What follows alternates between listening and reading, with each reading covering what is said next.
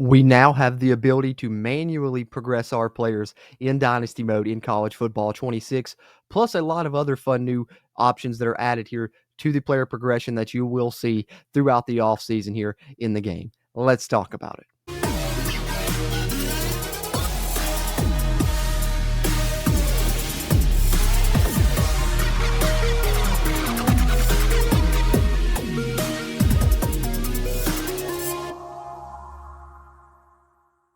What's happening? What's happening? What's happening? Welcome back into JCCFB, where you can see all kinds of college football video game content with me, JC, here today to talk about how player progression will work in the offseason here in Dynasties for College Football 26. I think there's some interesting stuff added here, particularly the main thing that I want to hit on here is the manual player progression. I think that that's a big addition to the game, what you can have, on or off. You can kind of yet again customize that how you like, as we've talked about this game being the most customizable college football video game ever. There's something else that just adds to that list, but in addition to that, you have a lot of other fun stuff like players gaining weight throughout the offseason, more visual indicators of what attributes were upgraded, what weight was gained, all that kind of stuff here, which we'll dive into momentarily as I play a clip from a live stream I did on the channel previously. But before we get into it and learn all about this player progression and dynasty off seasons here in the new game, just want to take a second and remind you guys, if you haven't yet, be sure to subscribe to the channel, stay up to date with all the news here for College Football 26, and get a lot of fun gameplay content once the game releases as well. And you can help us out just by hitting that thumbs up button on this video. That helps us out with that crazy YouTube algorithm, helps us find more college football video game fans like yourself. And if you're someone that can't get enough college football video game content and want some exclusive things there, exclusive to channel members here on JCCFB, you can now become one of those by hitting the join button in the video description or over on the YouTube channel homepage. And we thank all of our channel members, help keep this mic recording and that camera rolling. And in addition to that, you're going to get a lot of fun bonus content, including exclusive mini schemes, playbook tips, and a bunch of other fun stuff we have planned once the game releases as well. So something to keep in mind. And with that bit of housekeeping out of the way, no further ado, let's dive into it. Let's hear about how player progression works in dynasties in college football 26. Player progression. Let's get into a little bit of this talk about player progression, which I'm excited about because I think now you have that ability to do it yourself, manual player progression. Player development is the core of building a successful program. Talent acquisition is without question important in CFB. Inability to develop those players will keep them from reaching their potential and prevent you from realizing your dreams of winning a natty.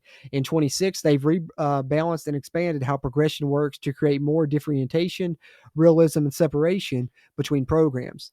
Living in the Iron Paradise. At times in 25, players would go long stretches without any progression, only to suddenly take a big leap when they finally leveled up a skill group. In 26, they've increased the number of skill group levels from 10 to 20, allowing for more gradual and natural progression. So more skill group levels. Nice.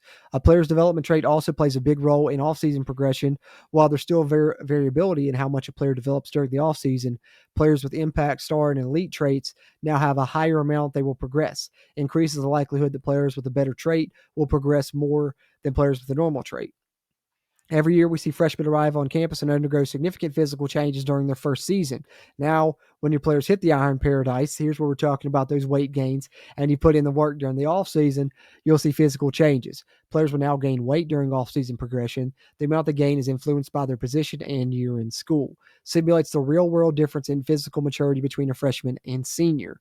But I wonder, that's what I still, yes, the younger players are probably going to, add weight more rapidly, add more weight. But I wonder, does the development trait factor into how often that happens?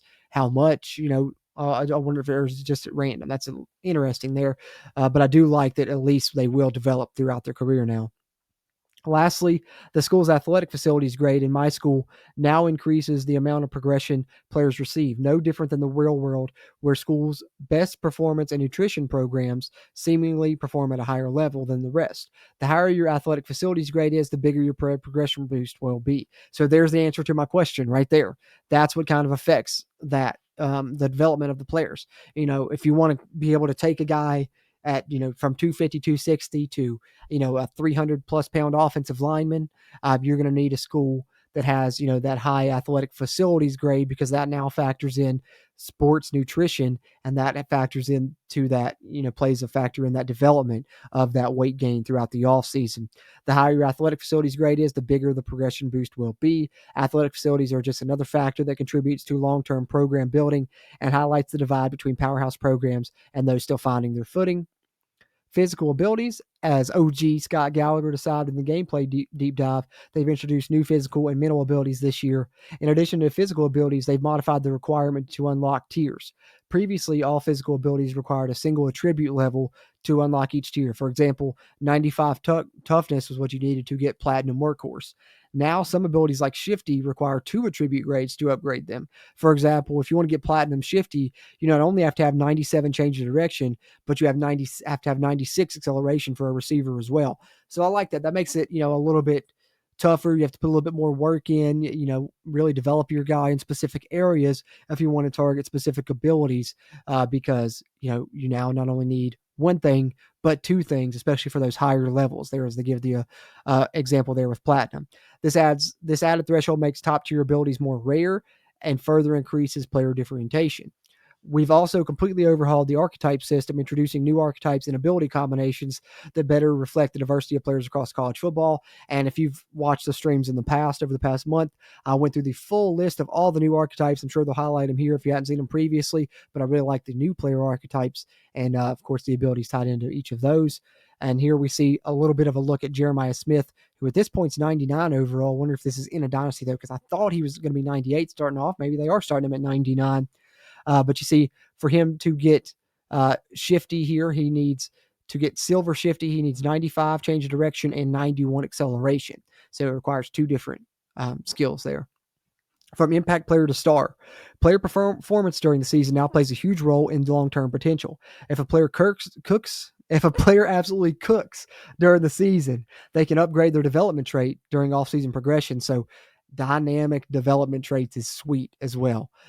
That's pretty cool. Performance is determined by their season stat line relative to their position. Upgrading a dev trait is not guaranteed, and the better a player's current trait is, the harder it becomes to move up. For example, moving from normal to impact is pretty likely, but jumping from star to elite is probably really difficult. You probably have to have like an incredible season for that to happen.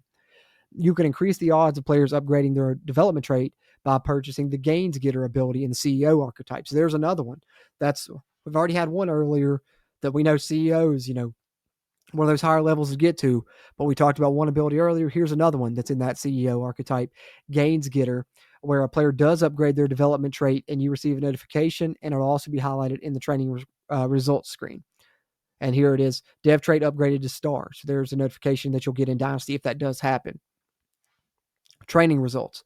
Speaking of training results, this screen has undergone a major overhaul to give you better visibility into the growth and progression of each player during the offseason.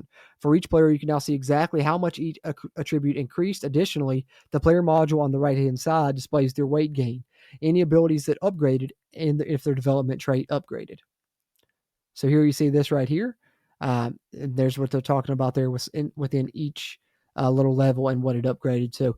That's the new level, and they're telling you, it upgraded +1, so it was 83. This guy wasn't 84 overall. He shot up to a 91, which is pretty sweet. And then even right here, look at the weight. He's up to 177. He gained 2 pounds. Manual progression. And here's what we're talking about. See this right here? Skill points. This is what I'm saying is nice. This is going to be a nice little touch here for dynasties and online dynasties. If you're looking for more direct control over how your players develop, you can enable manual progression in league settings, which I definitely will. Why wouldn't I? Manual progression is an individual team setting, so it does not require all members of an online dynasty to have the same setting. So you don't have to use it if you want. You can allow the CPU to determine who should be upgraded, who shouldn't, like it kind of has always been on the college football games prior to now. But I'm definitely taking use of this manual progression. If you choose to enable, your players will earn skill points like normal. However, they will never automatically spend them to progress their attributes and abilities. You can see how many skill points each player has accumulated in the player module anywhere a player is shown in a spreadsheet or within their player card. To manually progress a player, just access their player card. Within there, you can suspend their skill points to purchase ratings and abilities. If you only want to manually progress specific players, you can do so, and then automatically progress the rest of your roster by holding triangle on the roster screen.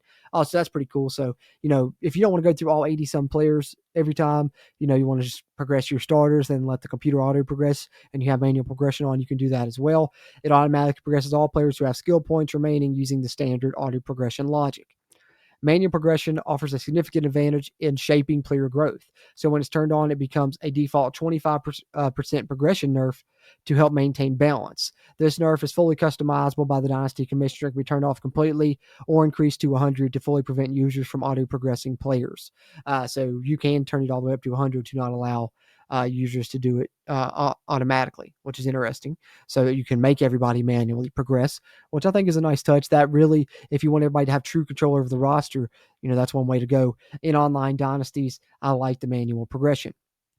And we get a look at how that's going to be here with the new groups, which there's more of these groups you can look at now. Quickness, hands, route running, elusiveness, power, IQ is what's shown on the screen for Ryan Williams, who's currently listed at 97 overall, and it costs 4 skill points to upgrade his hands, which would upgrade his carrying and his catching, as you see there. And you can also use the skill points to purchase abilities, similar to how you could have upgraded your Road to Glory player last year. Position changes.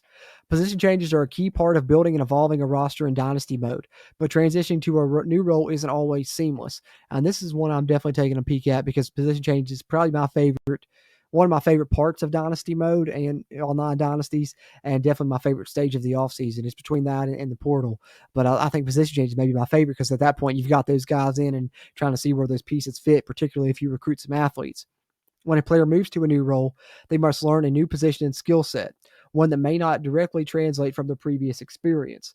While they can certainly grow into the role over time, that development doesn't happen overnight. To better reflect a player changes positions, they will now only retain abilities that are shared between the previous archetype and the new one. So now, if you have a completely new archetype, when you change positions, of course, if that abilities doesn't match up, align with some of the ability sets that were involved with the previous archetype, because that's how the abilities work. Like, you can't gain every ability, right? Like, each archetype can get specific abilities.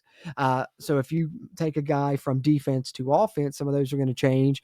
And, if you take a guy from linebacker to the secondary in the defensive backfield, some of those abilities are not going to transfer over. So you'll lose some of those. And their skill group caps are also adjusted based on how closely the new position relates to their original one. For example, shifting a running back to wide receiver results in a smaller drop in development ceiling than moving that same player to offensive tackle. So position changes that make sense aren't really penalized, but if you do something crazy like that, it could be. The further apart the positions are in terms of required traits and responsibilities, the steeper the learning curve, which limits their potential and current abilities. So, you may move a guy to, like, let's say if you did try and do something like take a running back to a D lineman, right? Well, maybe they have a decent overall, but it's probably not going to go up any. It's probably pretty much capped when you move it there at that point.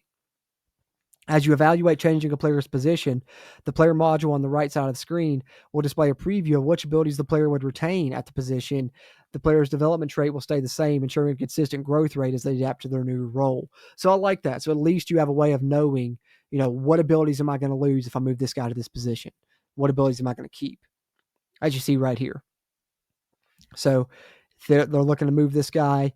He's currently, what is his position current? Does it not show? It doesn't show his current position, but they're looking at changing in positions here. They're looking at him at linebacker, right? And here on the screen, we see the abilities that he would have and be able to keep there are those 5. And then when you look here, same guy, and they're seeing him now at free safety versus here when he was at Mike linebacker. At free safety, he would only have 4 out of those 5 abilities, so he wouldn't have them all. And then go here, defensive tackle. If you wanted to try and play this 6'1", 235-pound guy at D tackle, he would have 1 of his 5 abilities that he originally had. So that's a little bit about what they're talking about. All right, so there it is. A lot of fun stuff involved there. players gaining weight throughout the offseason, developing from their freshman to senior years. And then I think what's really interesting there is the ability to finally manually progress our rosters. I think it's one of the first times we've ever been able to do that in a college football game, if I'm not mistaken. It doesn't really ring a bell another time I've been able to do that on a college game. So pretty excited for that addition. Maybe if you want to upgrade your starters, you can let it auto progress everyone else. That's an option for you on your team. But certainly you can be a little bit more targeted with how you want guys to develop, what abilities you want them to gain, what areas of attributes you want them to, spend those skill points on. So it's a little bit more beneficial, I think, especially if you're someone that really wants full control over your roster, and yet again gives you a lot of customization, as a lot of this news that we've heard for college football 26 is dependent on that customization, putting the control in our hands as the users, which I think is a lot of fun and has got me really excited for this upcoming game. But that's just my opinion. Would love to hear yours. Drop it in the comment section there below. Appreciate those interactions as I continue to try and grow the JCCFB community. And another way you can help with that, before you head out, hit that thumbs up button, help us out with that crazy YouTube algorithm, and be sure you're subscribed to the channel if you haven't already. Really appreciate that. Just like I appreciate you tuning into this video, and I will catch you on the next one.